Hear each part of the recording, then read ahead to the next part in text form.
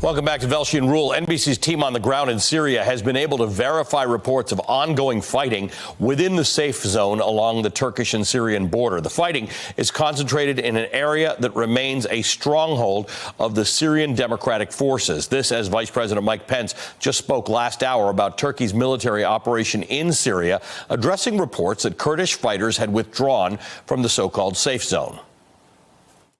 Thanks to the cooperation by our Turkish and Kurdish allies, Syrian Defense Forces were able to safely withdraw from the border area that's currently under Turkish military control. And yesterday, Turkey's Ministry of Defense confirmed a permanent ceasefire and a halt of all offensive military operations.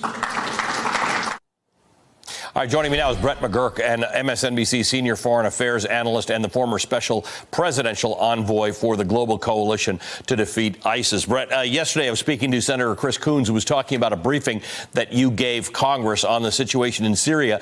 Let's pull this back a little bit, because the details of this can be hard to follow if one isn't as well versed on this as someone like you is.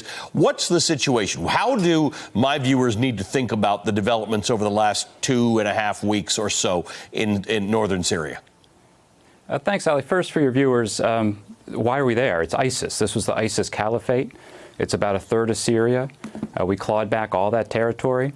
As of the end of last year, we had a mission that was right-sized. That means that we had the resources aligned with our objectives. About 2,000 U.S. troops or so. They were not in combat. They're not taking casualties. We're spending very little money.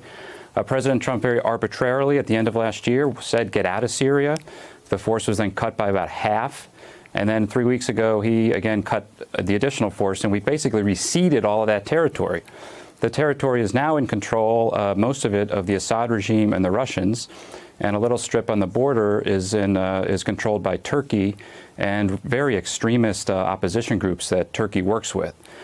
So this has really been a cascading set of events, and it totally works against our interests. So what is concerning here? I think ISIS is likely to reconstitute in the vacuum that has been opened up.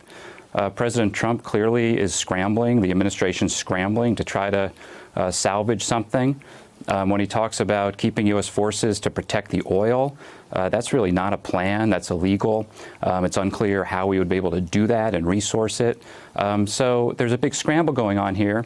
And who is taking advantage? Russia, Iran, the Assad regime, and ISIS will take advantage in this maelstrom. Just one more point. President Trump tweeted today that he will not allow a reconstituted ISIS to take control of oil fields.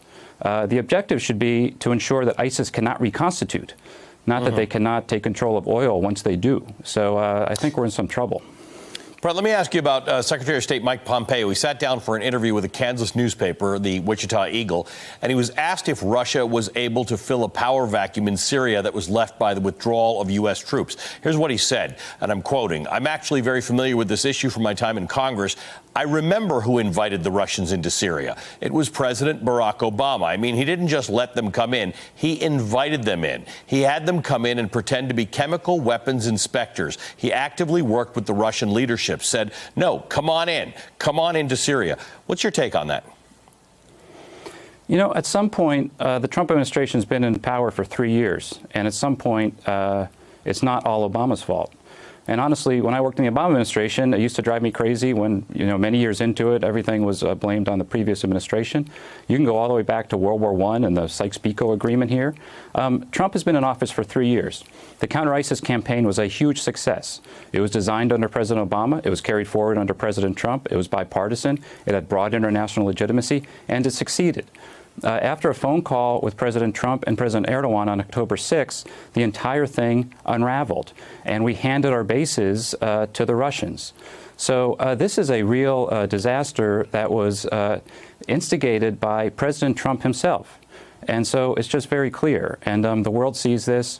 And when U.S. troops are leaving Syria and having potatoes thrown at their vehicles, in a population, I've been to Syria so many times because I helped lead this campaign, I helped build it. This population supported us. That's why we could be there in very small numbers. And to withdraw in a very humiliating fashion like this, it is being etched in the minds of everybody in the region and around the world, our enemies, our allies, and the repercussions will be quite far-reaching. And it's not time for a blame game, but the truth is this came from a decision of President Trump about 18 days ago. And it's a hugely consequential 18 days. So prior to that, October 9th, prior to that, for people who are paying attention to the UN General Assembly, and that's not something everybody pays attention to, but Turkish President Erdogan actually held up a map for the world to see about what they would like to do. So it wasn't a secret about what Turkish ambitions were in northern Syria. President Trump announces on October 9th they're withdrawing troops from northern Syria. That happens. Erdogan goes in, and then the U.S. starts trumpeting all the sanctions and all the things it's going to do leading up to this ceasefire, this pause. But the fact is, it should not have been a surprise to anyone with cable, let alone anybody with access to intelligence about Syria and Turkey as to what was going to happen. So the idea that we were taken aback by Turkey going into Syria doesn't hold any water. Not only that, when did this really start? Erdogan started really threatening to invade the northeast part of Syria in a serious way the day he took delivery of the S-400 missile systems in July from Russia. So this was very well planned by Erdogan to distract us, and then we got drawn into this long negotiation, and eventually Erdogan got to Trump, and Trump just completely gave a green light. And there's just no question it was a green light. You go back to the statement that was issued from the White House on October 6th, and now there's a scramble to deal with the consequences. Look, on the Hill yesterday, I saw Senator Coons and many others, and there's a very serious, very sober, very concerned discussion about how to protect our national interests in this maelstrom, but our options are quite limited. Hey, MSNBC fans, thanks for checking out our YouTube channel. Subscribe by clicking on that button down there and click on any of the videos here to watch the latest interviews and highlights. You can get more MSNBC for free every day with our newsletters. Just visit msnbc.com/newsletters to sign up now.